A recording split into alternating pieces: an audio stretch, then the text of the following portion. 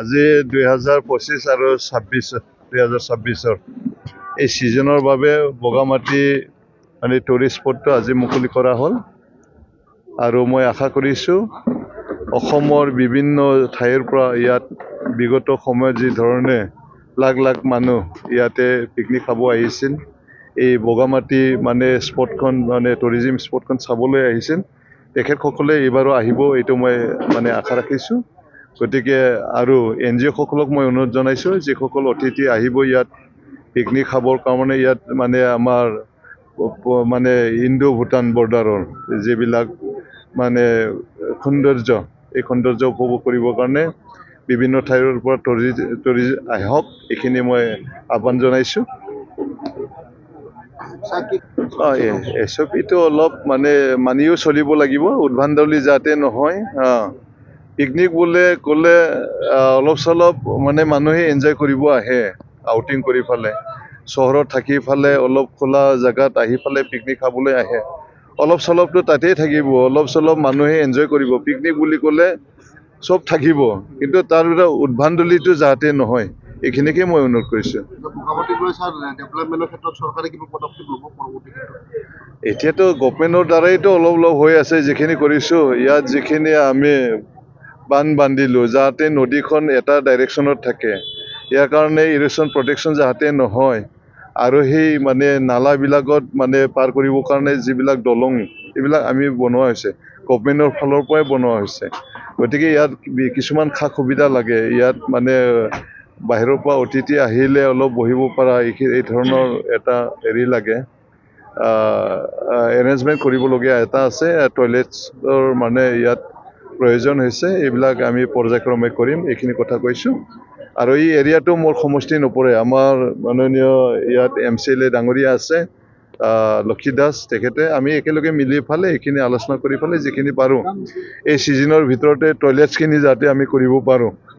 এই ছিজন নহ'লেও নেক্সট ছিজনত হ'ব। এই ছিজনত আমি এইটো ফাইনেন্সিয়েল ইয়াৰত 2026 আৰু 27ৰ ভিতৰত যাতে আমি টয়লেটছখিনি বনাব পাৰে আৰু আগন্তুক 2026 আৰু 27ৰ যিটো ছিজনত ব্যৱহাৰ কৰিব পৰাকৈ আমি টয়লেটছখিনি বনাই দিম এইবাৰ। ডিচেম্বৰ আজি আমাৰ 25-26 বৰ্ষৰ যি বগামাটি পিকনিক স্পট আজি আনুষ্ঠানিকভাৱে মানে উদ্বোধন কৰা হৈছে। আৰু 25-26 বৰ্ষৰ কাৰণে যাতে আমাৰ মানে টুৰিষ্ট মানে এই বগামাটিত আপোনালোক মানে আহে, তাৰ কাৰণে আজি আমাৰ আনুষ্ঠানিকতাভাৱে মানে উদ্বোধন কৰা হৈছে। আৰু ভাৰত ভূটান সীমান্তৰ এই এক মানে প্ৰকৃতিৰ বুকুত এক মানে সৌন্দৰ্য। আৰু মই এটা কথা আপোনালোকক জনাব বিচাৰোঁ যে আমি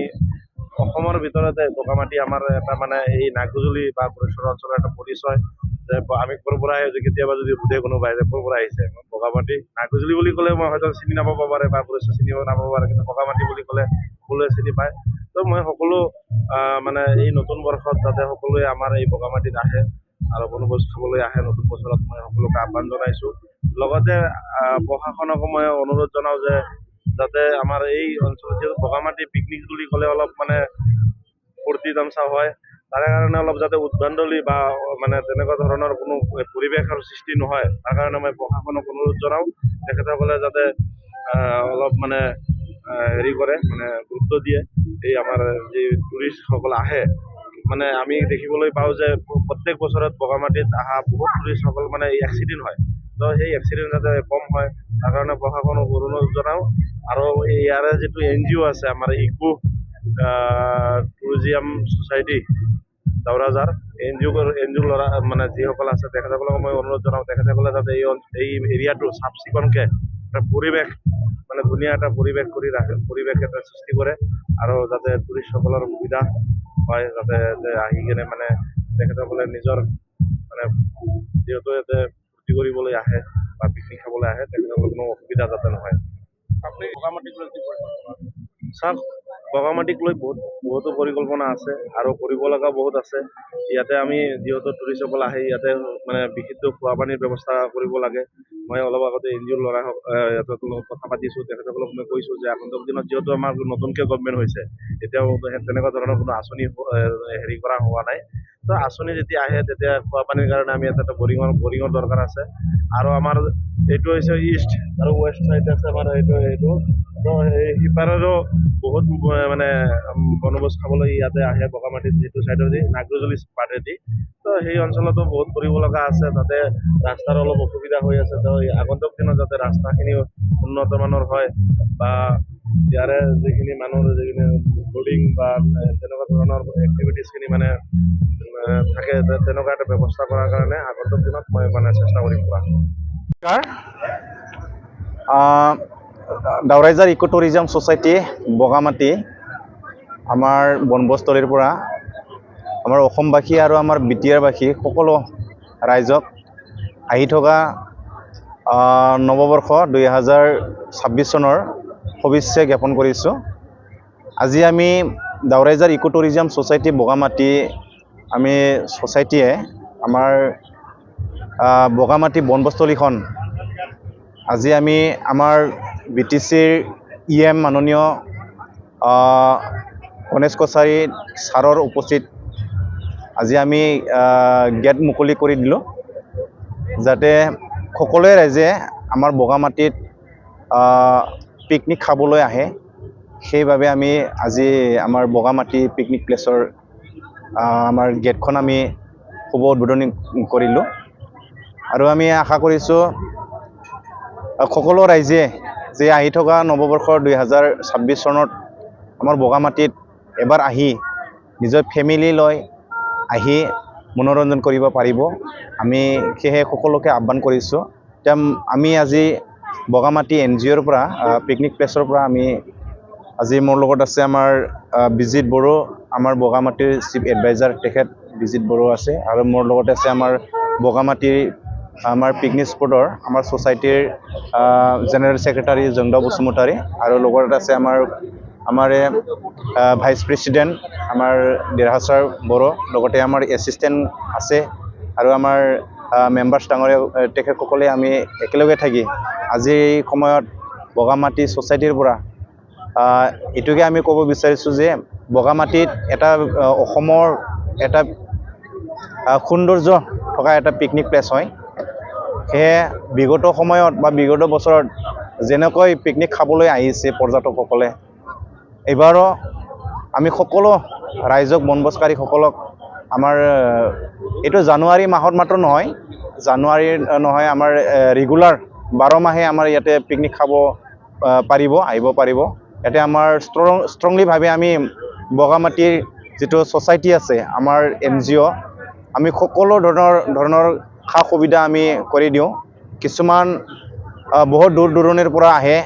পৰ্যটকসকল তেখেতসকলে ৰাস্তা ঘাটত উভতি যোৱাৰ সময়ত বহুত অসুবিধা হয় বা আমাৰ ইয়াতে আহি পেলাই পিকনিক খাই থকা সময়ত অসুবিধাৰ সন্মুখীন হয় তেন্তে আমি সেই সময়ত আমি আমাৰ ছ'চাইটিয়ে বহুত সহায় সহযোগ আমি কৰোঁ আৰু আমাৰ লগত আছে আমাৰ গড়েশ্বৰ থানা তামোলপুৰ থানা আৰু আমাৰ খোৱাকপুৰ আউটপোষ্ট আৰু নাগৰজুলি আউটপোষ্ট হাগ্ৰাবাৰী আউটপোষ্ট ডিমাকুছী থানা আমি সকলোৰ লগতে আমি জড়িত হৈ থাকোঁ আৰু সকলোৱে আমাক প্ৰশাসন হিচাপে আমাক সহায় কৰে আৰু আমাৰ ইয়াতে বগামাটি টুৰিষ্ট অৰ্থাৎ আমাৰ পিকনিক প্লেচটো হ'ল আমাৰ বৰনদী ৱাইল্ড লাইফ চেঞ্চুৰীৰ আণ্ডাৰত পৰে আৰু আমাৰ নালাপাৰা ৰেঞ্জ আছে ৰেঞ্জাৰ ডাঙৰীয়া আমাক সহায় কৰে আমি সকলো দিশত প্ৰশাসন বিভাগৰ পৰা সহায় সহযোগ লৈ আমি বগামাটি ছ'চাইটিখন আমি চলাই আছোঁ এই পিকনিক স্পট অৰ্থাৎ আমাৰ বনভোজস্থলীখন আমি চলাই লৈ আহি আছোঁ আগন্তুক সময়ত আমি হয়তো আমাৰ পৰ্যটকসকলক ইয়াতে বগামাটিত আহি পেলাই কোনো ধৰণৰ তেনেকুৱা অসুবিধা বা কিবা এটা সন্মুখীন হ'বলৈ আমি নিদিওঁ আমি সকলো দিশত আমি সহায় সহযোগ চাই পেলাই আমি সকলো দিশত আমি সহায় কৰোঁ সেয়ে আমি সকলোকে যাতে নেকি এইবাৰ 2026 চনৰ নৱবৰ্ষত লৈ প্ৰতিটো মাহতে আমাৰ বগামাটিত আহি পেলাই বনভোজ কৰিব পাৰিব আপোনালোকৰ কিবা এটা অসুবিধা যদি হয় তেন্তে আমি প্ৰশাসনৰ সহায় লৈ পেলাই আমি কমিটি আমি সহায় কৰিম আপোনালোকৰ কাৰণে আমি যেহেতু আমাৰ নদীত 20-22খনমান তেনেকুৱা ৰাফটিং আমি নমাই দিয়া হৈছে আপোনালোকে ৰাফটিঙেদি পানীত খেলিব পাৰিব আৰু আমাৰ ইয়াতে ঘোঁৰা দি যিটো ঘূৰি ফুৰিব পৰা তেনেকুৱা আমি কৰি দিয়া হৈছে আৰু বিভিন্ন তেনেকুৱা সৰু সুৰা ল'ৰা ছোৱালীবিলাকৰ যিটো কণমানি ল'ৰা ছোৱালীবিলাকৰ খেলিব পৰা আমি তাৰমানে গাৰ্ডেন তেনেকুৱা কৰাৰ কাৰণে আমি ব্যৱস্থা লৈছোঁ আৰু প্ৰশাসন মানে আমাৰ ডিপাৰ্টমেণ্টৰ পৰা BTC ডিপাৰ্টমেণ্টৰ পৰা BTC গভৰ্ণমেণ্ট আৰু আমাৰ অসম চৰকাৰৰ পৰা বিভিন্ন ধৰণৰ সা সুবিধা পাম বুলি আমি আশা কৰিছোঁ। সেয়ে সকলো ৰাইজক আজিৰ এই বগামাটি পিকনিক যিটো আমাৰ বনভোজস্থলীৰ যিটো দৰ মুকলি কাৰ্যসূচী লয় যে আপোনালোকৰ সকলো পৰ্যটকে যাতে ইয়াতে আহি পেলাই মনোৰঞ্জন কৰিব পাৰে, এসাঁজ খাই হাঁহি ফূৰ্তিৰে নিজৰ ফেমিলিক লৈ আনন্দিত কৰিব পাৰে। সেয়েহে আমি সকলোকে আহ্বান কৰিছোঁ, আহক বগামাটিত আহি পেলাই আমি একেলগে থাকি মনোৰঞ্জন কৰিম, একেলগে চিনাকি হ'ম, একেলগে আমি বগামাটিখন আমি আগলৈ লৈ যোৱাৰ কাৰণে আমি চেষ্টা কৰিম। সেয়ে সকলোকে আমি বগামাটি ছ'চাইটিৰ হৈ আহ্বান কৰিছোঁ। ধন্যবাদ।